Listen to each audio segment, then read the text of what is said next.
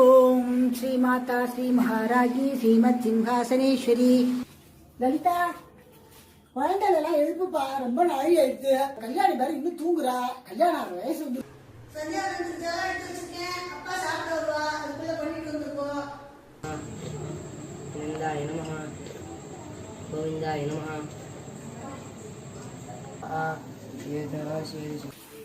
சாந்தி,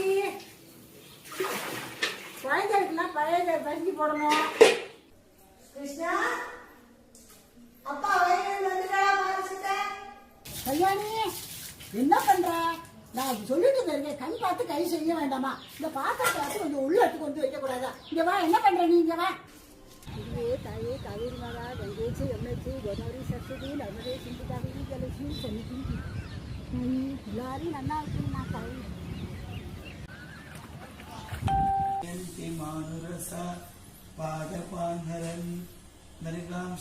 ஊர்ல எல்லாரும் சொல்லிமா.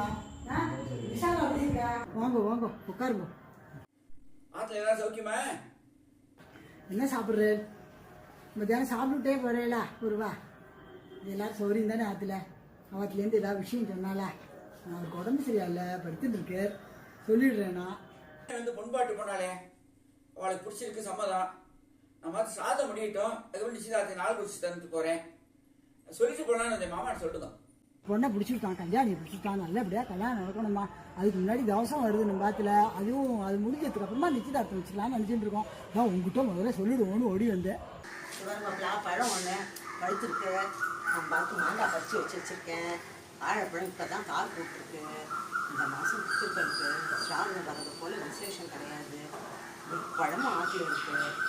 அவள் ஆசீர்வாதத்தில் குழந்தையெல்லாம் சேமமாக இருப்பா. கவலையே படாதீங்க.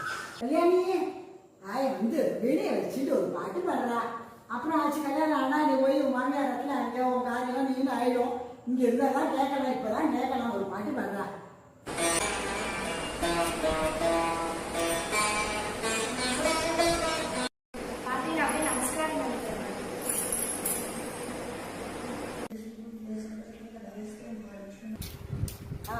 தண்ணி தூ சாந்தி. அடாடாடா சரி. ஏய் நாராயணா, கோபாய் எல்லாம் கூப்பிடு. எல்லாம் விளையாடினது போறோம். வந்து கிடுக்குது சஞ்சாலம் பண்ணணுமா? ஓம் ஸ்ரீ குருப்யோ நமஹ.